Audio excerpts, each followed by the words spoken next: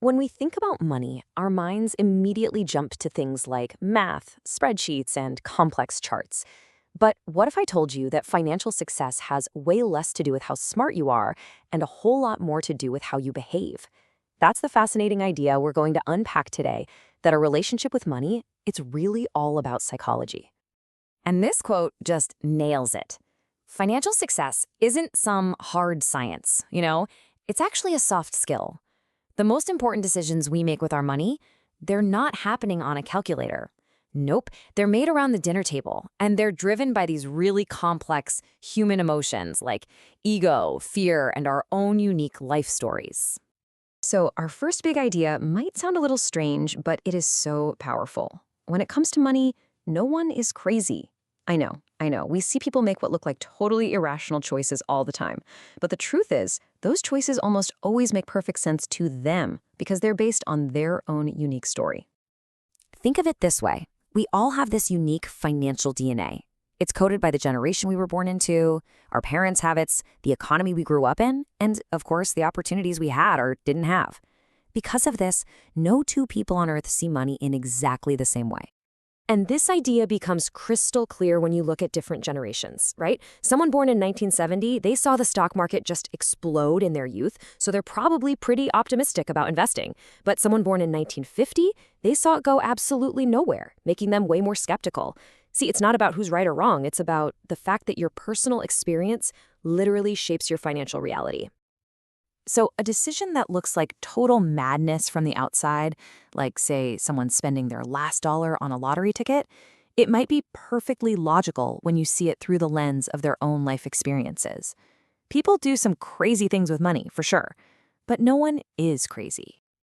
But our individual experience is really only half the story.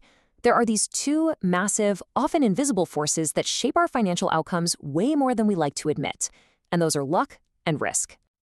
So what does this number represent? 1 in a million.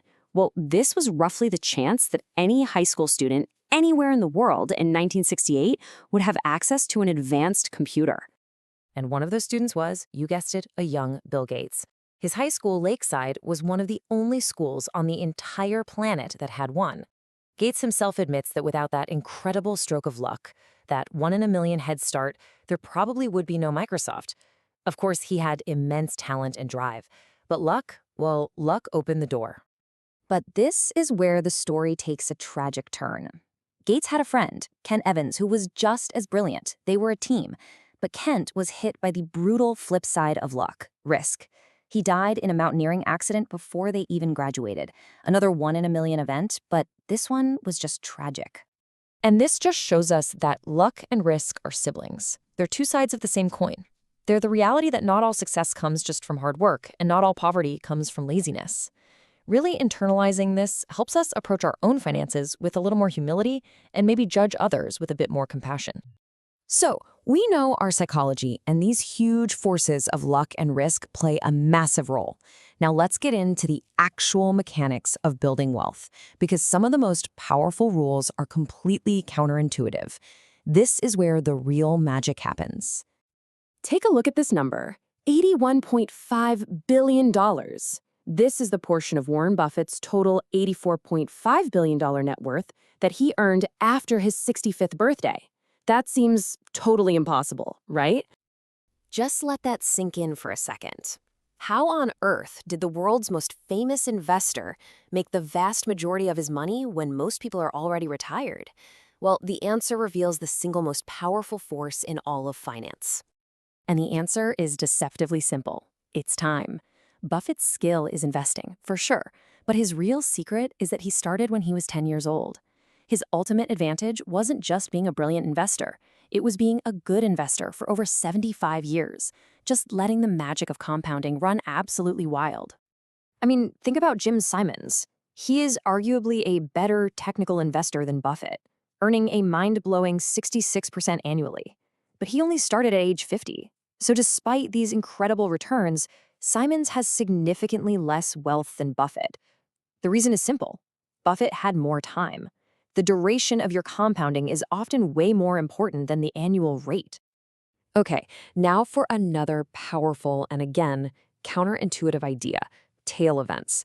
This is the principle that a tiny, tiny handful of events are responsible for the overwhelming majority of the results. It's like the ultimate 80-20 rule, but on steroids. The comedian analogy is seriously the best way to understand this. You watch a Netflix special and you think, wow, every single joke is a hit. But what you don't see are the 990 mediocre jokes they told in tiny, dingy clubs just to find the 10 brilliant ones that made the cut. That Netflix special? That's the tail, the tiny percentage of efforts that produced almost all of the success. And this tail principle, it drives almost everything in business and investing. Most of Buffett's incredible wealth came from just a handful of his 500 stocks. Amazon's entire empire was built on the runaway successes of Prime and AWS, which more than paid for big failures like the Fire Phone. The lesson here is pretty wild. It's actually okay to be wrong most of the time, as long as your few wins are absolutely massive. So we've covered our psychology, the hidden mechanics of wealth, but this all leads to the most important question of all. What is money actually for? I mean, what's the real endgame here? Well, first, we have to understand a really critical distinction. Being rich is about your current income. It's what you see, the fast car, the big house. But being wealthy, that's what you don't see. It's the money that hasn't been spent yet. It's those assets that are quietly working in the background to give you options and freedom. And this, right here, is the real purpose of it all. The ultimate goal of wealth isn't a bigger house or a faster car. The highest dividend money can ever possibly pay is control over your own time. The freedom to do what you want, when you want, is the most valuable commodity on this planet. But that freedom isn't free. All that market volatility, the uncertainty, the fear, that's not a fine you pay for doing something wrong. No, that is the non-negotiable price of admission for earning those long-term returns.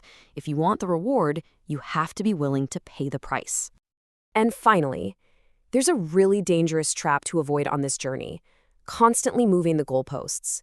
That social pressure for more can become a bottomless pit. And it pushes people who have everything to risk it all for things they don't even need. The hardest, but most important financial skill is simply knowing when you have enough. So I'll leave you with this to think about. When you look at your own financial goals and your own habits, are you building a life that just looks rich on the surface, or are you building a life that is truly wealthy, one that's full of freedom, options, and control over your most valuable asset, your time?